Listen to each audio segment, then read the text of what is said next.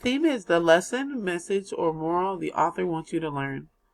The heart of the story is usually unsaid by the author, but we can infer it from the text.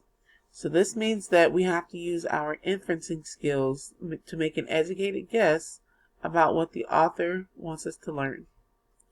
Themes are something that can be applied to any story. They're very general, and they're usually short, something that could happen to anyone. Some common themes are love, teamwork, hope, kindness, and courage,